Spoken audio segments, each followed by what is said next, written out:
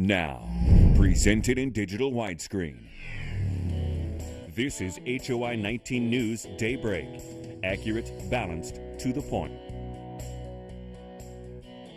Good morning, Heart of Illinois. We're live right now here at I-74 and Muller Road, and you can see a little hazy, little fog here in the distance. Some sun trying to come up, but definitely a muggy and hazy start here to the day after some big storms here last night. Thanks for watching us on Daybreak. I'm Gretchen Wirtz. And I'm Beau, Ebenezer, in once again for Mark Welp.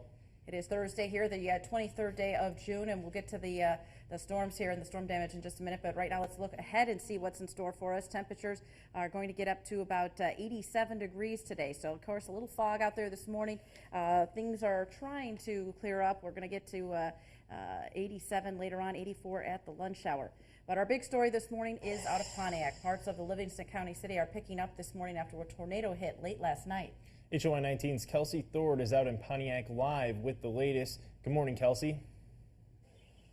Hey, Beau, that's right. I'm out here on the south end of Pontiac, where, as you can see behind me, these people are currently cleaning up this mobile home. This is the most significant damage that occurred from last night's tornado that rolled through here at about 10:15 p.m.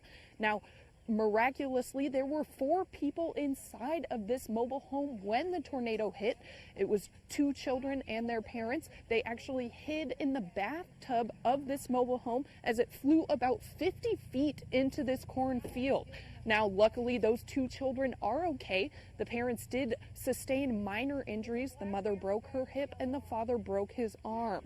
Now, as you can see, they have some great friends out here helping them kind of rummage through what's left of their belongings to pull out some of those keepsakes and trying to, bring back some of their favorite memories from this home.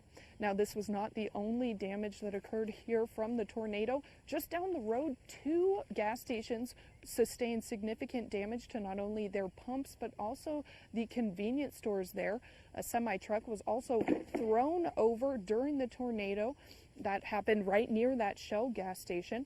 And also just down the road, a Walmart sustained minor damage to the exterior of the building as well as its parking lot. Now, crews are still out here trying to bring back power to a lot of people here, as well as clean up a lot of debris. Now, we'll be bringing you more updates as we learn more about what happened here. Reporting live in Pontiac, I'm Kelsi Thorud. Back to you guys in the studio. All right, thanks, Kelsi. Also hard hit last night was Seneca in eastern LaSalle County. That tornado was among several that touched down in LaSalle, Lee, and Livingston counties last night. The Ottawa Daily Times reports that a roof was taken off a building north of Seneca, with numerous downed power lines and multiple semis being blown over. Residents there say the damage is extensive. There's trees down, there's like all farm equipment that was all tore up. More than 400 flights were canceled Wednesday at Chicago's 2 major airports. In other news, the state's budget problem could soon add to the state's unemployment problem. The Department of Transportation is telling 25,000 workers on 800 projects across our state that their last day of work could be June 30th. That includes those working on the Morton Reconstruction Project. The problem is the lack of state funding. People will see nobody there and they'll drive 55 miles an hour. But many of these areas have drop-offs. We'll have barrels and barricades. And so we've got to make sure that people understand that it's still a work zone even though it's not active. IDOT Secretary Randy Blankenhorn thinks a compromise is still possible, but also believes that without a budget, restarting these projects will cost taxpayers additional tens of millions of dollars. We have a full list of the projects at risk in our area on our website, cinewsnow.com. Community action agencies in Illinois may have given up on getting money from the state, but they're still hoping to get their money from the federal government. They're urging lawmakers to release federal pass-through funds and unlock other special funds through a standalone budget. Those federal funds have already been approved by Congress and do not affect the state budget at all, but the budget is what gives the state the authority to spend the money. The Community Action Network says the failure to release that money will result in 500,000 people being denied human services. Peoria Mayor Jim Ardis is joining forces with more than 40 mayors from across the state, urging lawmakers to pass stopgap spending bills. In an op-ed published in the State Journal Register, the mayors asked people to pressure their local representatives to approve a bill that would give funding to K-12 education. The mayors warned, quote, without this appropriation, schools are left in the precarious position of trying to figure out how to fill the hole the state budget dollars have left. That's why we're encouraging them to at least get to a position where we can get a shorter term budget that will at least let everyone know that schools are going to start in August, that a lot of the pass-through dollars that need to come back to us come back to us. Peoria Public Schools officials hope this kind of plea doesn't somehow become the new norm in Illinois. Heartland Community College approves a tentative budget and tuition hike for the new fiscal year. During the year-long budget impasse, the school has been forced to make staffing cuts. The new budget calls for a slight tuition increase, which equals $2 more per credit hour. Heartland is also making a conservative projection for how much money the state will be sending them. That is about 2.5% less than last year. There's an IRS scam targeting college students. The impersonators make calls to students telling them they need to pay cash to cover a federal student loan tax that does not exist. Some students, however, have paid as much as $1,500 on prepaid cards and read the numbers off the card to give the scammers access. The best thing to do is to hang up, as the IRS never calls. All right, very scary. Well, let's talk about this weather. Of course, the big storms, things a little calmer here this morning, but very foggy out there. We've got muggy conditions. We've got sunshine trying to come through here in Peoria in places. 74 degrees right now, light winds. Bloomington normal 76 with clear skies there, but the humidity level still up there and still some fog and haze in the air in many places. LaSalle, Peru, Lakin, you see fog there with 70 degrees right now. Lincoln still at 80, a little warm there to the south. Beardstown as well, 80 degrees, 72 in Canton with clear skies. Galesburg, a little foggy this morning. Temps there starting off in the low 70s. So the big storms, those have all moved through. It's much drier out there right now, drier, but still muggy. A muggy, hazy start here to the day. As we go through the next couple of hours, things will clear up, and we're looking for sunshine. Futurecast shows things clearing up here. Sunny skies definitely going to be taking over. It gets a little cooler tonight, lower 60s going into our Friday. More sunshine. We bump the temperatures up a little bit, and eventually we're going to get into the 90s here this weekend, low 90s. And during the day, Saturday and Sunday, it looks pretty good. We may have some storms back late on Saturday night. So this morning, patchy fog out there, still muggy. We're looking at upper 70s for a lot of people. 87 is what we'll see today. So yesterday got to 89 before the storms hit. 87 today. Should be a little less muggy as we go into the later part of the day. 63 tonight. A slight cooler night for you. 88 tomorrow, though. We warm back up, sunshine as the temps go up. Then those 90s coming in this weekend. Sunshine during the day, but some rain late Saturday night into Sunday, Monday, Tuesday, and Wednesday. We'll see clear skies right now. Temperatures, they drop back a little bit. By Wednesday, we'll be down in the low 80s. All right, let's get a look now at the riddle of the day and get your brain going here on this Thursday. If you throw me out the window, I'll leave a grieving wife. Bring me back, but through the door, you'll see someone giving life. What am I? Think you know? Have a guess? Send it right here, Daybreak at HOI-news.com. And coming up in about 45 minutes, we're going to pick one lucky winner and feed them. So get those guesses in here this morning. All right, still ahead, a preview of the Miss Riverbottom pageant. But first, it's time to seize the deal. Head to CINewsNow.com and get a $18 voucher good for 2 dozen donuts for only $8 from Denny's Donuts in Bloomington. You're watching HOI-19 News Daybreak with Mark Well and Gretchen Wirtz with Storm Team 19 Weather. This is HOI-19 News Daybreak. Accurate, balanced, to the point.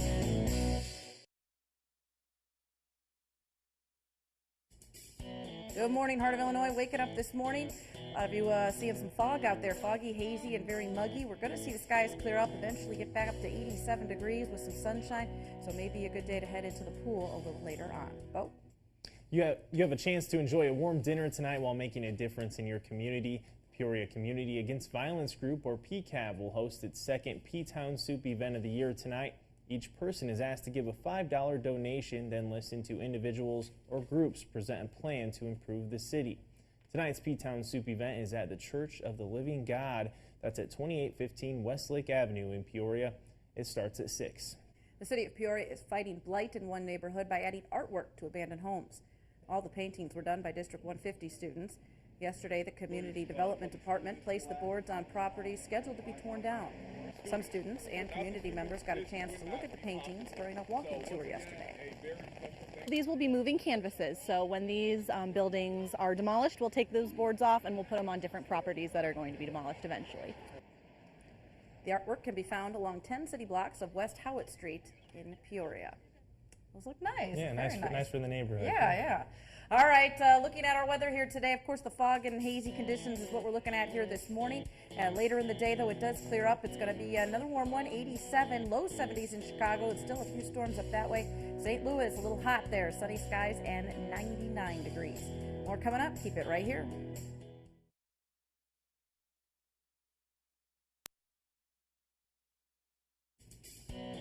Good morning, Heart of Illinois. Temperatures starting off this morning here in the mid-70s. A little warm, a little muggy and foggy out there. We're going to see eventually some sunshine come out. Temperatures hit a high of 87, about 85 this evening on the way home.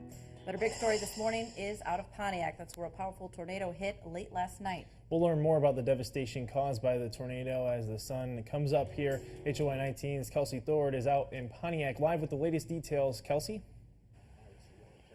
Hey, Beau, that's right. I'm actually standing in the backyard here where the tornado directly passed through here last night about 10:15. I'm actually in the backyard of a mobile home that was thrown about 50 feet into this cornfield behind me. Now, this is the most significant damage here. There is a little bit of damage for the rest of Pontiac. There have been 2 injuries, but we are still learning more information in regards to how many people are still out of power. I'm Kelsi Thorud. Back to you guys in the studio. Kelsi, do we know right now if everyone is accounted for or the condition of any of the victims in that area, other victims?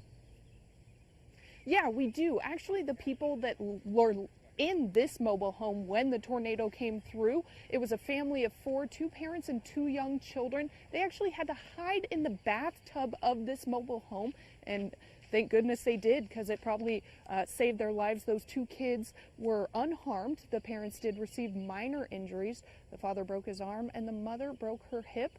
But as of right now, those are the only people that were injured during this tornado. And Kelsi, you're standing out there in the neighborhood. There's other mobile homes there, but you said nothing else was touched in that area, at least in that neighborhood. Just that one. Things right next door on either side untouched.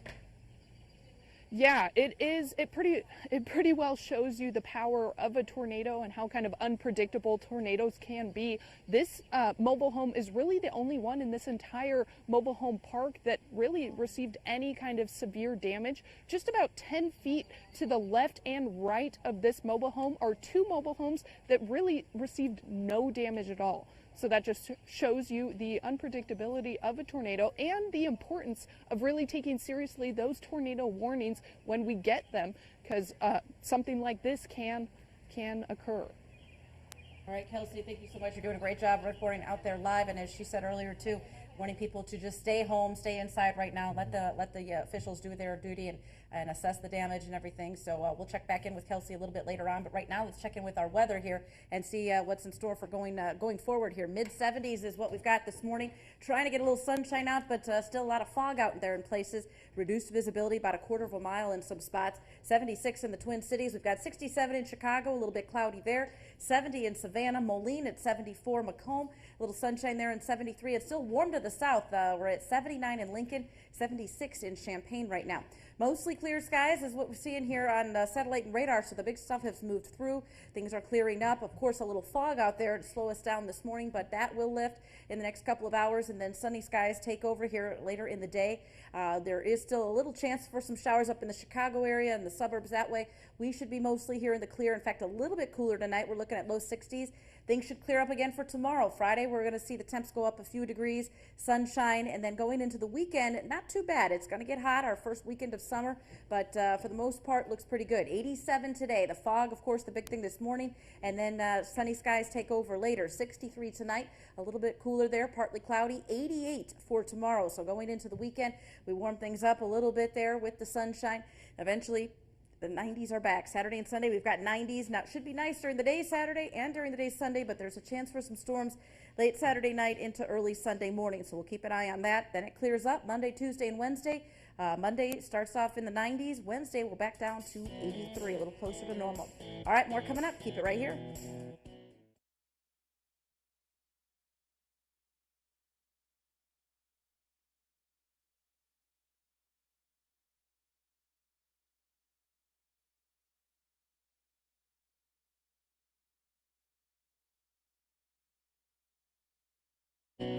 This is HOI-19 News Daybreak. Accurate, balanced, to the point. morning, Heart of Illinois. A little foggy and muggy this morning, mid-70s for your commute. Once the fog lifts, we'll see some clearer skies. 87 today for that high, still about 85 this evening on the way home. Welcome back. Flooding on the Illinois River canceled it last year, so the Miss River Bottom pageant is making up for lost time this weekend.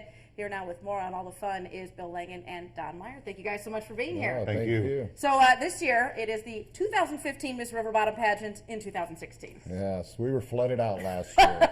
Flooded, rescheduled, and all. It just did not happen. So we're doing it this weekend. It's coming up on Saturday here. Tell us what the Miss River Bottom pageant is. Who wants to explain this first? Well, Miss River Bottom started in 1977 at the East Peoria Boat Club, which is now where the Burger Barge is.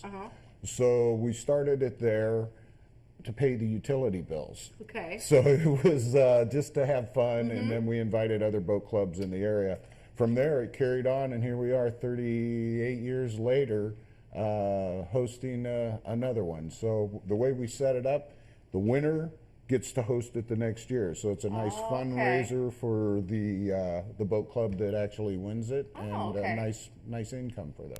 So you're saying you guys won it the last time? Yes, 2014. Okay, 14. Anita Finn was her name. Anita Finn. Yes. Anita Finn. Okay. But this is not your typical pageant. What's different about this pageant? This pageant is, as it's called, Miss River Bottom, but it's actually the men that dress up as the women for the competition. And it's the clubs find their most prettiest man and bring him out on stage. Or not pretty. Or not prettiest, yes. I'll be the judge of that because I'll be one of the judges out there on Saturday. So that's correct. Yeah, I've judged I've judged real pageants. This is going to be a little different here to take a look at this. We'll have some tweaks and twists that'll probably throw you off just a hair. I'm sure. But, so what are the different categories? What are these gals going to be doing to compete here?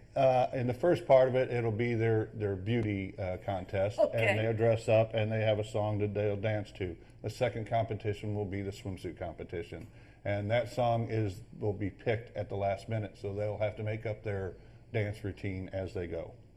Okay, and then they have their own talent that they'll be doing too.